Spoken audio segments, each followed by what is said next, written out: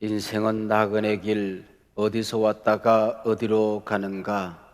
옛날 한 가수는 인생을 하숙생이라고 노래를 했습니다. 하숙생으로 타향에 사는 인간에겐 귀향 욕구라고 하는 게 있습니다. 미국 LA 교포교회 가운데에 언제나 그리운 내 고향 교회라는 이름을 가진 교회가 있습니다. 얼마나 고향이 그리웠으면은, 고향 그리는 사람들이 모이기를 원했으면은 이런 이름으로 교회 이름을 지었을까요? 오늘 본문 룻기는 고향 떠난 한 가정이 객지에서 처절하게 실패합니다. 그리고 고향으로 돌아가 회복하는 이야기입니다. 우리 인생의 고향은 어디일까요? 내 어머니 계신 시골이 고향이라고 한다면은 내 아버지 계신 하나님 나라가 내 고향이겠지요. 우리 인생은 그 고향 아버지의 집으로 돌아가지 않고서는 회복될 수 있는 길이 없다 하는 것이 오늘 본문의 메시지입니다. 유대인들은 추수를 끝내고 나면은 그들 나름의 추석날이 있었습니다. 가정 예배를 드릴 때에 메킬로트라고 하는 두루마리 성경을 읽었습니다. 그 추석날 읽는 두루마리 성경 안에 룻기서가 들어 있었습니다. 그만큼 유대인들에게 룻기는 친근한 성경입니다. 오늘 본문 룻기는 사사기와 같은 시대 배경을 가지고 있습니다. 근데 우리가 사사기를 말씀을 통하여 잘 들었습니다만은 암울하기 짝이 없습니다. 반면 룻기는 따뜻하고 밝기만 합니다. 그토록 암울했던 재난시대에 이토록 따뜻한 이야기가 기록되어 있었다고 하는 사실은 우리가 팬데믹 코로나19로 인한 위기시대를 보내면서도 암울하게 보낼 수도 있고 따뜻하고도 밝게 보낼 수도 있다고 하는 두 가지 가능성을 우리에게 보여주고 있는 것이죠. 룻기는 모두 넉 장으로 구성되어져 있습니다. 넉 장을 합치면 85절 정도 됩니다. 그 가운데 45절이 대화체로 되어져 있습니다. 읽을 때에 배역을 정해서 가정해서 읽곤 합니다. 그만큼 낭독극이라고 할 수가 있죠. 이 룻기서는 언제쯤이나 기록이 되어져 있을까요? 룻기 제일 마지막 장 마지막 절에 보면은 이새는 다윗을 낳았더라는 말씀으로 끝맺고 있습니다. 솔로몬이라는 이름이 등장하지 않습니다. 그렇다고 한다면은 다윗 이후 솔로몬 이전 다윗 시대에 기록이 되어졌다는 것을 우리는 금방 알 수가 있을 것입니다. 하나님께서 희망 없이 버려진 한 가정을 어떻게 구원하시는가? 갈 곳 없는 이 땅에 버려진 인생 나그네 길에서 외롭게 살아가는 사람들을 어떻게 구원하시는가 하는 구속의 이야기, 구속사라고 할 수가 있습니다. 룻기는 우리에게 비교적 잘 알려진 책 가운데 하나입니다. 룻기서를 읽어 내려가다 보면은 주인공이 누구지 하는 의구심을 가지게 됩니다. 가족을 이끌고 모압 땅으로 이민을 들어가는 엘리멜렉이 주인공일까? 모압 땅에서 남편과 아들을 잃어버리고 베들레헴으로 돌아오는 나오미가 주인공일까? 아니, 이 책 이름이 룻기이니 룻이 주인공이겠지. 그리고 보면 또 후반부에 룻의 남편 보아스가 주인공처럼 등장합니다. 이들 모두는 주인공이 아닙니다. 룻기의 주인공은 하나님입니다. 우리가 에스더서를 읽어보면 에스더 전체에 하나님이란 이름이 한 번도 등장하지 않습니다. 하나님의 이름은 한 번도 등장하지 않지만은 역사의 배후에서 큰 손을 뻗어서 에스더서를 기록하고 있는, 역사를 운행하고 있는 하나님의 손길, 하나님의 크다란 움직임을 우리는 볼 수가 있는 것이죠. 이 에스더서나 사사기나 룻기에 공통점 한 가지가 있다고 한다면 역사의 주인은 하나님이시다 하는 것입니다. 역사의 주인은 하나님이시다는 겁니다. 사사기는 한 민족을 상대로 일하시는 하나님의 얼굴입니다. 그러나 룻기는 한 가정, 한 사람을 상대로 일하는 왕 되신 하나님의 섭리를 깨닫게 해 줍니다. 하나님은 온 우주를 운행하시는 분이십니다. 근데 우리 머리털을 세시고 참새 한 마리를 돌보시는 분이 하나님이십니다. 하나님은 너무 커서 힘겨운 일도 없으시고 너무 작아서 무관심한 일도 없다 하는 것입니다. 하나님은 성경 도처에서 엘샤다이 전능하신 하나님입니다. 룻기에 나타난 하나님은 헤세드의 하나님입니다. 룻기서에 서너 번 등장하는 이 헤세드라고 하는 말은 자비, 선대, 은혜, 인내라는 말로 번역이 되어졌습니다. 내가 가지고 있는 지극히 개인적인 일, 우리 가정에 지극히 사소한 일, 하나님은 이 문제에 깊은 관심을 가지고 계신다 하는 의미입니다. 저는 아무리 생각해도 하나님이 긍휼히 여겨주지 않으면 단 하루도 살 수 없는 사람입니다. 아무런 것도 가진 것이 없는 사람이죠. 하나님의 헤세드, 하나님의 은혜와 선대가 아니면 살 수 없는 게 제 인생사였고 오늘 하루하루였고 그리고 또 내일도 마찬가지입니다. 우리 인생 모두가 마찬가지 아니겠습니까? 베들레헴 마을에 살던 엘리멜렉이라는 가정이 있었습니다. 이 마을에 흉년이 들었습니다. 이 베들레헴이라고 하는 말은 떡집이라고 하는 뜻을 가지고 있거든요. 떡집에 떡이 떨어졌다, 그런 의미입니다. 약속의 땅에 흉년이 찾아온 것입니다. 오늘 설교 제목이 약속의 땅에서 흉년을 만났을 때입니다. 약속의 땅에서 흉년을 만났을 때, 좀 더 쉽게 얘기하면 우리가 예수 믿고 하나님의 자녀가 되고 나면은 항상 내 인생은 풍년이 찾아올 것이라고 기대합니다. 아프던 몸도 건강해질 것을 기대하지요. 나를 괴롭히던 사람들도 내 곁에서 떠나갈 것을 기대합니다. 근데 예수 믿고 하나님의 자녀가 되었습니다. 근데 왜 몸이 아프지? 왜 멀쩡하던 사업에 어려움이 왔지? 왜 날 괴롭히던 사람들이 내 곁에 떠나지 않지? 교회는 하나님의 집인데, 교회는 예수 그리스도의 피 위에 세워진 거룩한 공동체인데 교회 안에 왜 문제가 일어나지? 왜 교회가 세상의 비난거리가 되었지? 이게 바로 약속의 땅에 흉년을 만났다 하는 것입니다. 여러분 기억하십시오. 성경은 하나님의 백성들에게 고난과 시험이 면제되었다고 약속한 적이 없습니다. 우리 믿음의 조상들도 모두 그 시험을 기쁘게 받아들였습니다. 그리고 시험을 잘 통과했습니다. 그리고 그들을 부른 하나님의 부름이 헛되지 않음을, 그들이 가진 그 믿음이 정당한 것임을, 당당한 것임을 증명하며 살았던 것이지요. 흉년 만난 엘리멜렉 가정처럼 우리 그리스도인들도 흉년을 만날 때가 있습니다. 멀쩡하던 직장을 잃어버립니다. 번창하던 사업이 어려워집니다. 건강하던 몸이 쇠약해집니다. 지금은 코로나19로 말미암아 위기 아닌 사람이 어디 있습니까? 어려움 없는 가정이 어디 있으며 위기 아닌 교회가 어디 있습니까? 온 나라, 온 세계 전체가 팬데믹에 빠져서 살아가고 있습니다. 우리 인생의 신비 가운데 하나가 고난이라고 하는 겁니다. 고난을 원하는 사람은 없습니다. 고난을 좋아하는 사람도 없습니다. 또 고난을 피해갈 수 있는 사람도 없습니다. 근데 그 고난을 이겨내고 나면 고난만큼 유익하고 우리를 성숙시키는 스승도 없는 게 고난의 신비입니다. 우리 인생사에 왜 고난이 찾아올까요? 에덴 동산에서 쫓겨난 이후 인류 역사에 고난이 없었던 때는 없습니다. 고난은 우리 잘못에 대한 징계로 찾아올 수가 있습니다. 그래서 어려움이 있을 때에 세계가 뭘 잘못했지? 우리나라가 뭘 잘못했지? 한국교회가 뭘 잘못했지? 우리 가정이, 나는 뭘 잘못했지? 자기 자신을 돌이켜보는 시간이 되어야 하는 것입니다. 고난은 우리의 믿음을 테스트하는 시험 문제입니다.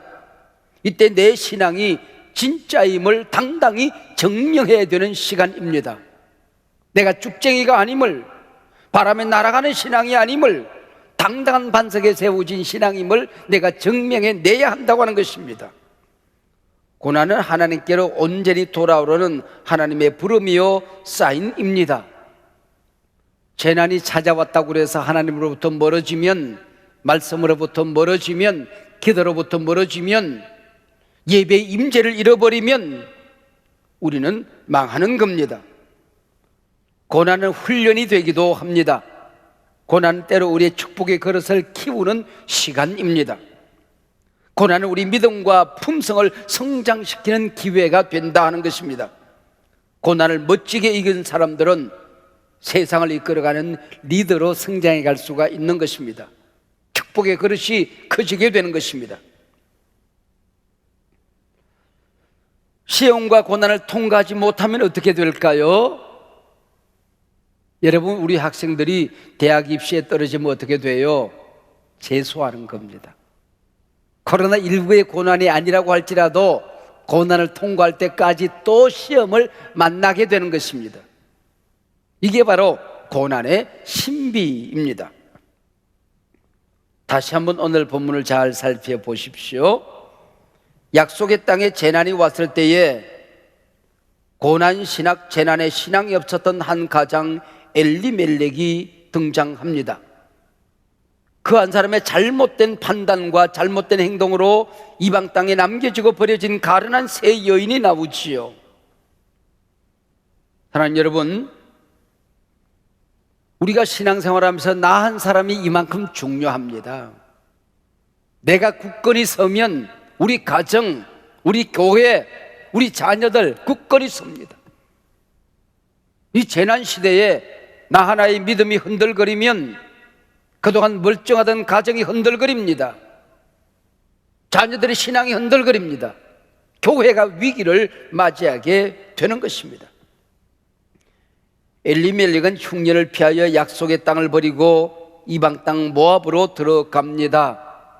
이방 땅에서 전염병을 만났는지 아니면 험한 직업 전선에서 안전사고를 당했는지 가장 엘리멜렉과 그의 장성한 두 아들이 차례로 죽습니다. 룻기 앞장에는 부고장입니다. 그리고 시어머니와 두 자부 세 여인만 남습니다. 그래서 오늘 본문 3절과 5절에 보면은 남았다는 말이 반복적으로 기록되어져 있습니다. 남편과 자식을 잃어버린 이 여인들의 슬픔과 문제가 얼마나 큰 것인지, 그 아픔이 얼마나 처절했던 것인지 전혀 말하지 않습니다. 단순히 남았다라는 말로 담백하게 기록합니다.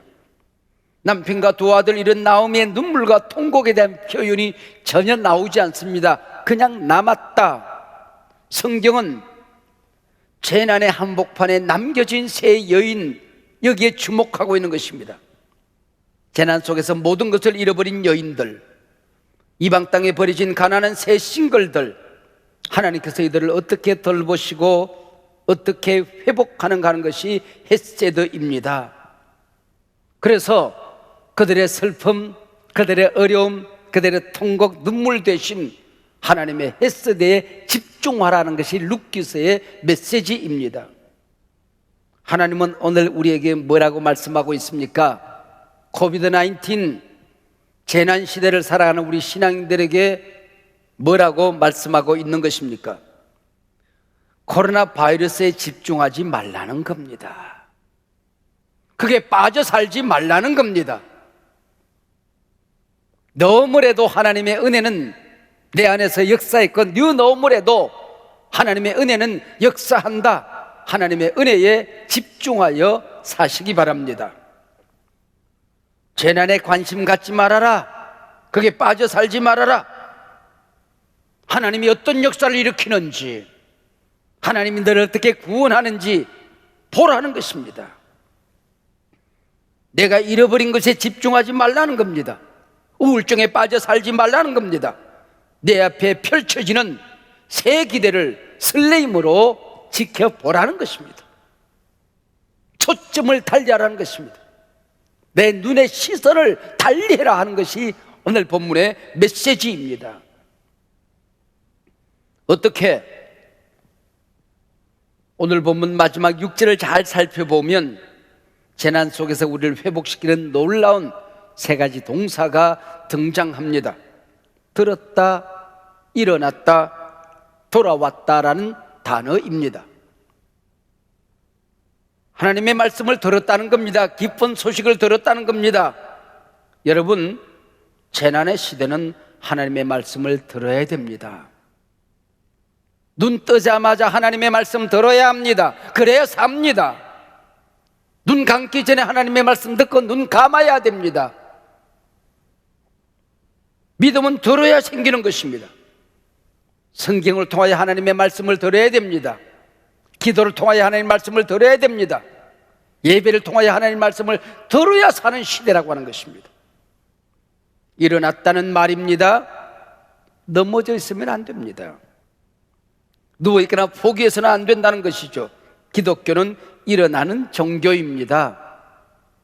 무덤문도 밀어내고 일어나는 종교가 기독교입니다. 돌아갔다는 단어입니다. 도망가거나 하나님과 멀어지면 안 되는 때입니다. 언제나 그렇겠지만 하나님께로 돌아가야 됩니다. 내가 서 있어야 될 본래 자리로 돌아가야 된다는 것입니다.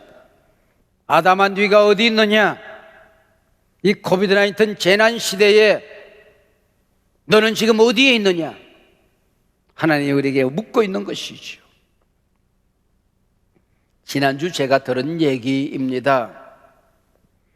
지방 중소도시에 크지 않은 한 교회가 200여 평 남짓 예배당을 건축했습니다. 건축위원장으로 장로님들은 다 연세가 많으셔서 한때 주먹질을 하던 집사가 목사님 만나서 예수 믿고 충성심이 남달라서 건축위원장 일을 맡게 되었고 예배당 건축을 잘 완성하게 되었습니다. 이 집사님 하나님께 서원했습니다. 건축을 마치고 난 다음에 조그마한 딤섬 식당을 은행 빚내서 개업을 하게 되었습니다. 개업 예배를 드린 자리에서 제가 하나님이 이 식당을 축복해 주시면은 우리 예배당 빚 다 갚을 때까지 10의 5조를 수입의 절반을 봉헌하겠습니다. 약속까지 했습니다. 집사님 아들이 호주에서 유학을 하는데 그 아들 집을 방문했던 차에 만차라고 하는 호주의 재미있는 식당 하나를 보게 된 것이죠. 우리 회전 스시 밥이 있잖아요. 회전 스시 코너가 있잖아요. 돌아갈 때 자기가 먹고 싶은 걸 내려서 먹고 접시를 계산하면 되잖아요. 이 만차 식당은 중국 식당인데 그걸 마차를 만들어서 끌고 다녀요. 사람들 앉아만 있으면 됩니다. 그리고 앉아있으면 김이 무럭무럭 나는 접시가 있어요. 먹고 싶은 만두를 그리고 그 딤섬을 골라서 먹습니다. 그리고 나중에 그 접시를 계산하면 되도록 되어 있는 거거든요. 정말 불같이 일어나고 있었습니다. 이렇게 2, 3년만 장사가 잘 되면 이 집사님 혼자서 남겨진 빚을 다 갚을 수 있겠다 싶었습니다. 그런데 앞불사 코로나19 팬데믹에 빠졌습니다. 조그마한 교회 나이 드신 목사님 예배를 드릴 수가 없었습니다. 온라인 예배를 어떻게 드리는지 깜깜하기만 합니다. 식당을 개업했던 집사님은 당황하기 시작했습니다. 교회도 집사님도 목사님도 식당도 폭망합니다. 목사님은 당황한 나머지 전국 교회에 우리 교회 큰일 났습니다. 이러다가 예배당 어디에 넘어지고 쓰러지게 생겼습니다. 편지를 냈더니 어느 곳 단 한 곳도 반응이 없었답니다. 너도 나도 다 어려운 세상인데 여러분 이런 편지가 하루에도 수없이 쌓여지는데 여러분 어떻게 관심 가질 수가 없는 시대 아닙니까? 집사님 주먹질할 때 마시셨던 술독에 빠져버렸습니다. 하나님이 이해가 안 됩니다. 나 잘 살자고 만들어진 식당이 아닙니다. 교회 섬기자고 하나님 섬기자고 낸 식당인데 왜 우리 집이 어려워야 되냐는 것입니다. 아들은 유학을 중단하고 돌아왔습니다. 집사님 도끼를 들고 내 손으로 지은 예배당 내 손으로 부셔버리겠다고 예배당으로 달려갔습니다. 그리고 꽁꽁 문 닫힌 예배당 앞에 무릎을 꿇었습니다. 도끼로 땅바닥에 무릎 앞에 찍어놓고 통곡이 터져버렸습니다. 하도 많이 울어서 지쳐버렸습니다.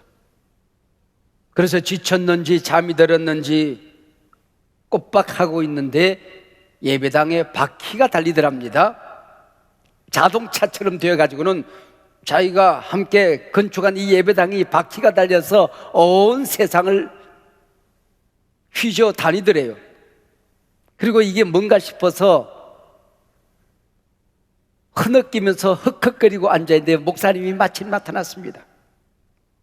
아버지 품에 안기는, 엄마 품에 안기는 어린아이처럼 목사님 품에 안겨서 울기 시작했습니다. 목사님 어떡해요? 목사님 어떡해요? 우리 목사님 불쌍해서 어떡해요? 연세 많으신 목사님 아들 같은 이 집사님을 끌어안고 울기 시작했습니다. 우리 집사님 어떡하나? 우리 집사님 어떡하나? 우리 집사님 은행비도 어떡하나?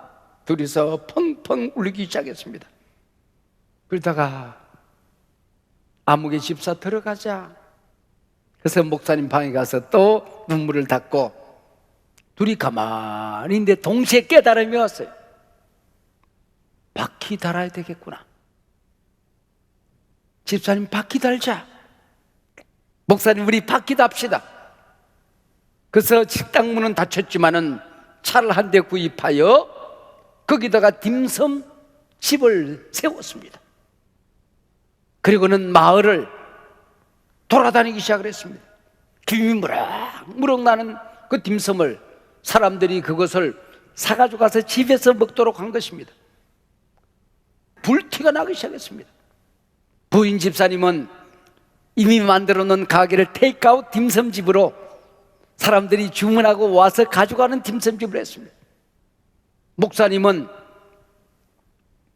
예배당에 목회의 바퀴를 달기 시작했습니다. 그래서 목사님 혼자서 예배를 인도하고 딸이 와서 그것을 찍어서 스마트폰으로 온라인으로 예배 드리기 시작했습니다.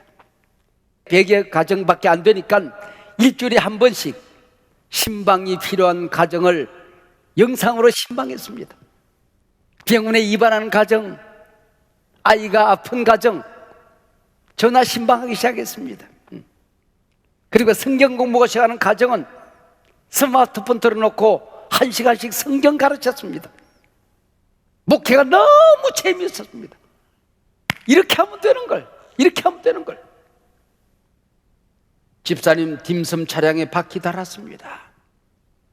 아내 집사님 테이크아웃 배달 바퀴 달았습니다. 목사님 온라인 바퀴를 달았습니다. 약속의 땅에서 흉년 만난 우리 성도님들이 있습니까? 지금은 넘어져 있으면 안 됩니다. 지금은 혼자 쓰러져 있으면 안 됩니다. 은혜의 바퀴 달아야 됩니다. 믿음의 바퀴를 달아야 됩니다. 말씀의 바퀴를 달아야 됩니다. 능력의 바퀴를 달아야 됩니다. 기도의 바퀴를 달아야 하는 것입니다. 약속의 땅에 흉년 만났을 때는 바퀴 달아야 사는 때입니다. 은혜 받아야 삽니다. 기도해야 삽니다. 일어나야 삽니다. 하나님께 돌아가야 사는 것입니다.